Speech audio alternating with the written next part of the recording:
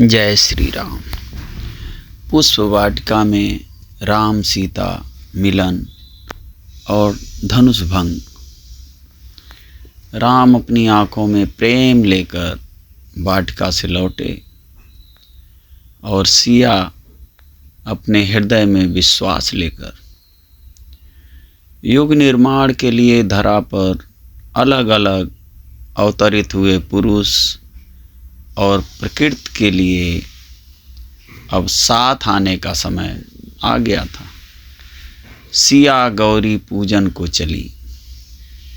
जगत जननी के मानवीय स्वरूप ने दैवी स्वरूप के आगे आंचल पसार कर कहा कि तुम जानती हो माँ कि मुझे क्या चाहिए। जो मेरा है वह मुझे मिले। लौटी तो फिर बहनों ने घेर लिया। श्रुत कीर्ति ने पूछा, क्या मांगा दाय? उन्हीं सांवरे को? सब हंस उठी। सिया ने उत्तर दिया, जो भी मांगा वह चारों के लिए मांगा। चारों के लिए इसका क्या अर्थ है? सिया स्वयंवर तो आपका हो रहा है। अब की उर्मिला का प्रश्न था। हर प्रश्न का उत्तर नहीं होता श्रुति। माँ गौरी जो करेगी उचित ही करेगी। चलो राज्यसभा निहारी जाए। सिया ने उस मासूम जिज्ञासा को टालते हुए कहा। चारों बहनें माताओं के पास चली। अब उन्हें धनुष यज्ञ मंडप की ओर जाना था। स्वयंवर में अब तक अपने बाहुबल के अहंकार में मतवाले योद्धा आते थे। आज पहली बार एक ऋषि अपने शिष्यों को लेकर आया था। महाराज जनक के मन में विश्वास उपजा। कदाचित आज शिव धनुष की प्रत्यंचा चढ़ाकर वह अज्ञात योद्धा जगत के समक्ष आ जाए, जिसकी सदियों से स्वयं समय प्रतीक्षा कर रहा है। कदाचित आज जगत उस तारणहार को पहचान ले जो संसार में धर्म और मर्यादा की स्थापना के लिए आने वाला है। उन्होंने महादेव का स्मरण किया। महादेव का प्राचीन धनुष जो त्रेता युग में भगवान श्री हरि विष्णु के अवतार की पहचान का साधन था, सभा के मध्य में रखा हुआ था। राजा जनक का संकेत पाकर आगंतुक राजा राजकुमार बारी बारी से आगे आए और धनुष से पराजित होकर बैठ गए। कोई धनुष को उठा न सका। उनका विश्वास दृढ़ हो गया कि महर्षि विश्वामित्र के साथ आए बालक ही धनुष उठाएंगे। उन्होंने सोचा, चलो तनिक थाह लेते हैं। उठे और कहाँ, लगता है धरती वीरों से खाली हो गई। लगता है अब धरा पर कोई योद्धा नहीं बचा। यदि पहले जानता कि इस देश की स्त्रियों ने वीर जनना बंद कर दिए तो ऐसा प्रण कदापि नहीं करता। ठहरिए महाराज, यह अपमान है हमारा। राजा जनक अभी बोल ही रहे थे कि महर्षि विश्वामित्र के साथ बैठा हुआ गौरवर्णी युवक गरजते हुए मंडप के मध्य कूद आया। आश्चर्यचकित होकर सबने देखा एक अद्वितीय सुंदर नवयुवक, जिसके मुख पर पसरा क्रोध उसे सदाशिव की गरिमा प्रदान कर रहा था।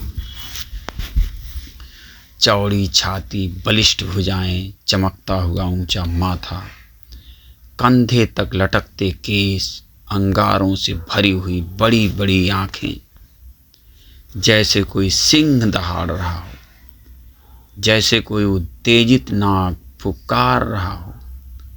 लक्ष्मण गरजे, जिस सभा में रघुवंशी बैठे हों वहाँ पृथ्वी को वीर विहीन बताना रघुवंश का अपमान है महाराज। संसार मेरे आत्मविश्वास को अहंकार ना समझे, पर यदि भैया की आज्ञा हुई तो यह धनुष क्या, समूची पृथ्वी को अपनी भुजाओं में दबाकर फोड़ दूंगा। दूर स्त्रियों के बीच में खड़ी उर्मिला को रोमांच हो गया। उन्होंने पास खड़ी दासी से पूछा, कौन है? दासी ने उत्तर दिया, अयोध्या नरेश महाराज दशरथ के छोटे सुपुत्र लक्ष्मण। नगर में चर्चा है कि इन्हीं दोनों भाइयों ने ताड़का के आदमी का नाश किया था। वह एक क्षण जिसने उर्मिला को लक्ष्मण के साथ सदैव के लिए जोड़ दिया। उन्होंने एक करुण दृष्टि डाली सिया की ओर। सिया मुस्कुरा उठी। बस इतना कहा था ना, जो मांगा वह चारों के लिए मांगा है। विश्वास रखो, माँ गौरी हमारा मन जानती है। उर्मिला के रोंगटे खड़े हो गए, आंखें चमक उठी, मुख पर मुस्कान तैर उठी। उधर लक्ष्मण गरज रहे थे, इस संसार में ऐसा कोई लक्ष्य नहीं जिसे मेरे भैया न पा सके। ऐसा कोई कार्य नहीं जो भैया ना कर सकें। उनके होते हुए कोई व्यक्ति ऐसा कैसे कह सकता है कि धरती पर योद्धा नहीं बचे। अचानक एक मीठा स्वर उभरा, लगा जैसे स्वयं ईश्वर बोल रहे हों। महर्षि विश्वामित्र के पास बैठे श्री राम ने कहा, शांत हो जाओ लखन। महाराज हमारे पिता तुल्य हैं, उनकी किसी बात को अन्यथा नहीं लेना चाहिए।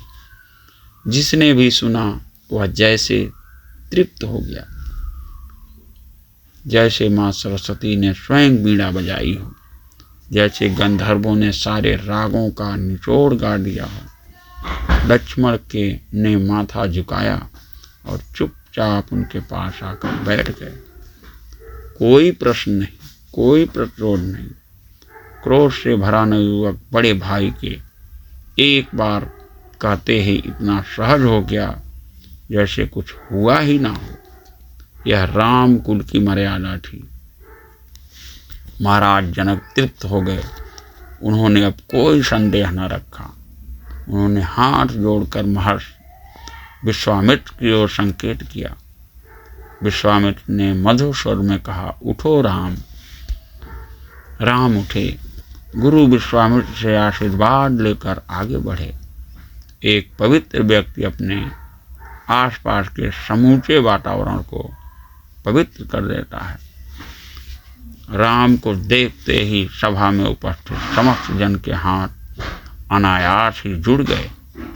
सबका हृदय ईश्वर से प्रार्थना करने लगा, प्रभु ऐसा करें कि धनुष की प्रशंसा यही बालक चढ़ाए। उस दिव्य स्वरूप को एक टक निहारते राजा जनक और रानी सुनैना की आंखों में जल भर आया। मन हुलस कर कहने लगा, यही है। दास दासियों के मन में बैठ गया, यही है। सिया के पाहुन धनुष के सामने पराजित होते असंख्य राजाओं को देख देख कर विश्वामित्र विश्वास हो चुके दास दासियों ने भरोसे के साथ अपने हाथ में फूलों की डोलची उठा ली। उर्मिला, मांडवी और अन्य सखियों के अधरों पर मंगल गीत उतर आए। वे अनायास गुनगुनाने लगी। हृदय कह रहा था, बस बस यही है। सिया एक टक निहार रही थी अपने परमात्मा को। वो जानती थी कि यदि ये वही नहीं होते तो पसंद कैसे आते। उनका पसंद आना ही प्रमाण था कि वही हैं। उनके मुख पर दैवी मुस्कान पसर गई। राम आगे बढ़े, भगवान शिव को प्रणाम किया, शिव धनुष को प्रणाम किया, धनुष उठाया, प्रशंसा चढ़ाई और तोड़ दिया। जय श्री राम, जय श्री राम, जय श्री राम।